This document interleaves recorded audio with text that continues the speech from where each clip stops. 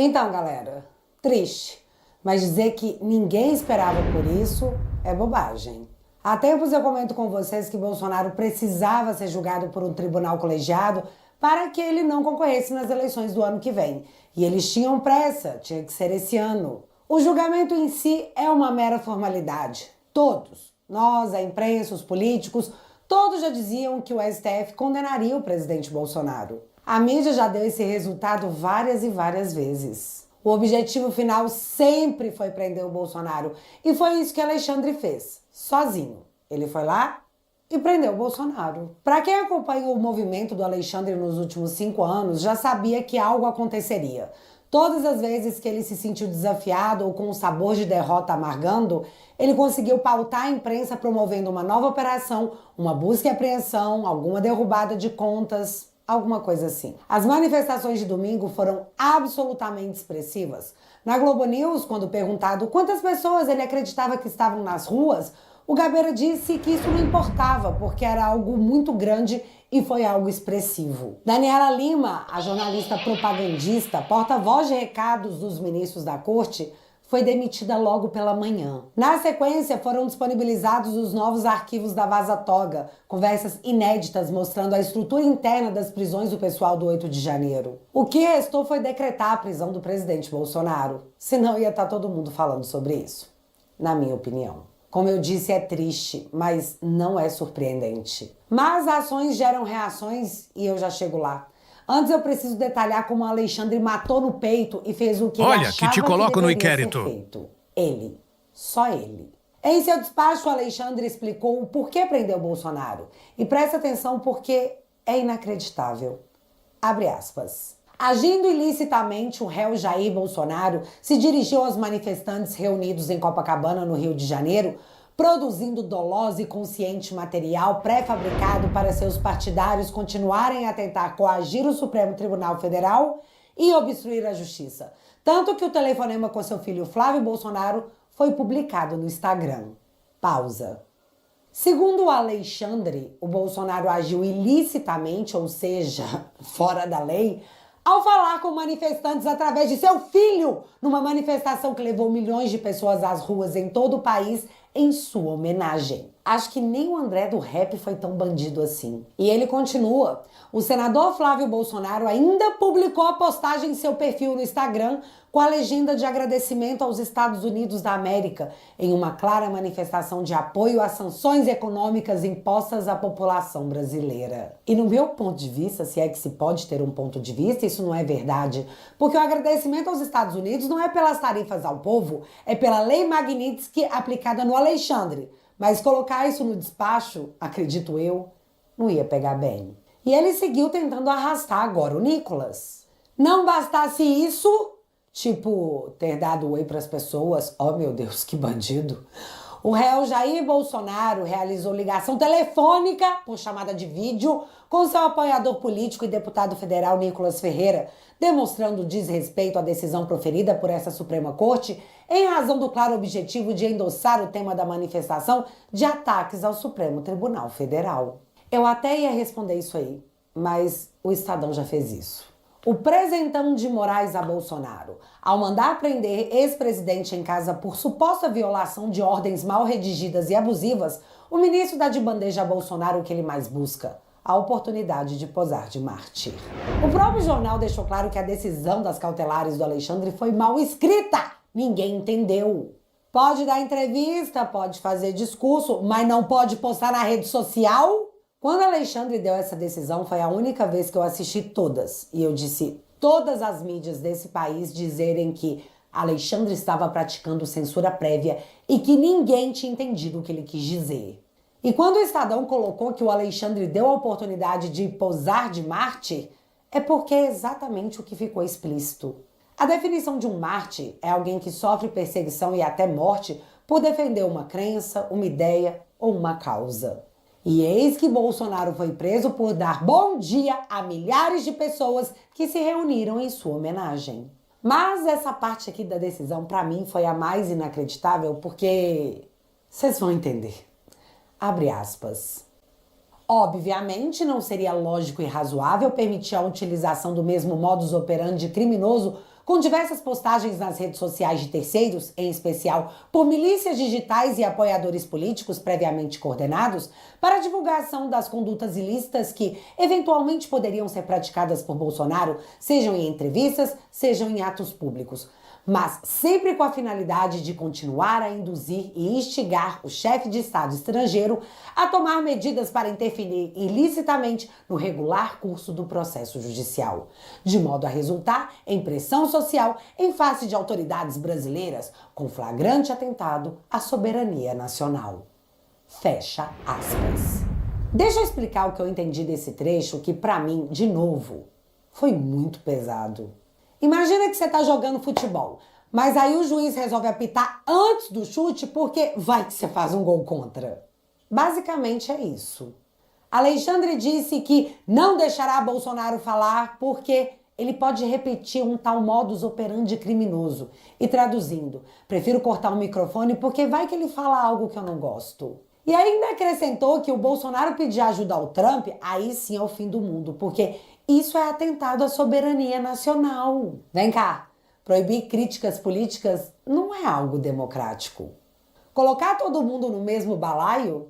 Também não. Se alguém compartilha de uma opinião parecida, já está podendo chamar de milícia digital? É como chamar o seu grupo de família de organização criminosa porque vocês estavam falando mal da sua prima. Agora, punir pelo que poderia? Em vez de punir um crime, a democracia tupiniquense pune a possibilidade de falar algo que o ministro pode entender como crime. É como te dar uma multa por alta velocidade enquanto seu carro ainda está na garagem. E por fim, é crime pedir ajuda internacional? Apesar da decisão tratar isso como um crime de traição, recorrer a instâncias internacionais e denunciar abusos é um direito garantido em tratados que o Brasil mesmo assinou, como o Pacto de São José. E o mais incrível é que é tudo com ele mesmo. É ele próprio que decide que não vai denunciar o que eu tô fazendo, não. Olha, E que tá te tudo coloco no bem, inquérito. galera? Então, não tá. Dentre centenas de personalidades que se manifestaram contra a decisão do Alexandre, eu vou destacar aqui algumas que eu não esperava. A primeira foi do jurista Caio Paiva, que disse de forma bem direta, abre aspas, a decisão do ministro Alexandre de Moraes tem 2 erros. Foi proferida de ofício, sem pedido da PGR ou representação da Polícia Federal. E isso é proibido desde 2019. E não existe previsão legal para decretar diretamente a prisão domiciliar, que não é medida cautelar diversa à prisão, mas sim um substitutivo da prisão preventiva, cabível em casos específicos. Fecha aspas. Aqui o professor está dizendo que para um juiz decretar uma prisão domiciliar é preciso que alguém peça, ou a PGR ou a PF. Mas o Alexandre tomou essa decisão por conta própria, porque ele quis, sem provocações das autoridades competentes. O juiz é o árbitro, nunca parte ativa no processo. Mas isso já foi revogado há muito tempo, assim como a Constituição Federal, o Código de Processo Penal. Já sobre a própria decretação de prisão, ela não poderia ser aplicada, porque prisão domiciliar não substitui medidas cautelares, que é o que o Bolsonaro tinha. Para a prisão domiciliar ser decretada, o Alexandre tinha que ter decretado a prisão preventiva e depois, se ele quisesse, relaxado para domiciliar. A lei não prevê em lugar nenhum a prisão domiciliar direta, mas a gente não está falando de lei tem muito tempo. Agora eu quero falar do Pedro Cerise, um crítico do Bolsonaro, que disse o seguinte, abre aspas para ele. Alexandre está indo para o limite. No futuro, vai para a cadeia. Ele só precisa terminar de fazer o que ele começou. Depois de Bolsonaro, ele é inútil. Fecha aspas. Pedro está dizendo que, na sua visão, Alexandre ultrapassou limites legais ou morais no exercício de seu poder e ele acredita que em algum momento no futuro, essas ações podem levar Alexandre para a cadeia para que ele responda judicialmente pelo que ele fez. E galera, o negócio foi tão absurdo que Eduardo Leite, sim, o próprio Dudu Milk, foi ao Twitter dizer: como brasileiro, recebo com desânimo esse episódio envolvendo a prisão domiciliar de Bolsonaro. Não gosto da ideia de um ex-presidente não poder se manifestar e gosto menos ainda de vê-lo ser preso por isso, antes ainda de ser julgado pelo órgão colegiado da Suprema Corte. Aí ele seguiu com um monte de blá blá blá, isso é culpa da polarização, precisamos da terceira via. Mas Dudu Milk se manifestou contrário ao Alexandre. E tirando a Globo, a imprensa está se colocando como aflita, porque estão dando como certa que não só essa atitude isolada do Alexandre, mas somada às falas do Lula de domingo, trarão consequências ao Brasil devido à imprudência. Jornalistas dão como certo o avanço das sanções no país. E eles não falam isso porque eles são gênios políticos, mas porque, logo após a prisão do presidente Bolsonaro, o Departamento de Estado americano para Assuntos do Hemisfério Ocidental fez uma postagem. Primeiro em inglês e na sequência em português, para ter certeza que o recado seria entregue. E ela dizia: o ministro Alexandre de Moraes, já sancionado pelos Estados Unidos por violações de direitos humanos, continua usando as instituições brasileiras para silenciar a oposição e ameaçar a democracia. Impor ainda mais restrições à capacidade de Jair Bolsonaro de se defender publicamente não é serviço público. Deixem Bolsonaro falar. Os Estados Unidos condenam a ordem de Moraes, que impôs prisão domiciliar a Bolsonaro, e responsabilizarão todos aqueles que colaborarem ou facilitarem condutas sancionadas. Fecha aspas. Então, o Departamento de Estado não se manifesta porque achou necessário. As postagens, comunicados e recados estão alinhados com a Casa Branca e são disponibilizados como posição do país perante uma situação. Responsabilizarão todos aqueles que colaborarem ou facilitarem condutas sancionadas. Isso é um aviso. E antes de sancionar o Alexandre, esse mesmo departamento avisou com antecedência. Ainda na noite de ontem, o vice-ministro das Relações Exteriores dos Estados Unidos, que em cargo fica atrás apenas do Rubio, também se manifestou dizendo, abre aspas, um dos desafios de ser um funcionário público é que suas ações estão sujeitas a críticas. Isso faz parte do contexto e você tem que esperar por isso. Aparentemente, ninguém contou isso ao ministro Moraes, do Supremo Tribunal Federal, que colocou Bolsonaro em prisão domiciliar e o privou de acesso a um celular. Seu suposto crime? Aparentemente criticar o ministro Moraes, o que o ministro, agora convenientemente, caracteriza como uma obstrução de justiça. Os impulsos aurelianos desenfreados do ministro estão arrastando sua corte e seu país para o território desconhecido. Olha, que te coloco no inquérito. Judicial. Fecha aspas. O ministro está arrastando a corte, ele disse. Jornalistas também dizem que Trump provavelmente tomará essa atitude como um duelo de braço pessoal e um desafio à sua força. Na CNN, o carinha disse que o Trump é um cara com muita disposição com um porrete na mão. E que isso não vai acabar bem. A Veja já estampa que prisão de Bolsonaro silencia de vez ex-presidente, no momento em que manifestações contra Alexandre explodem pelo país inteiro.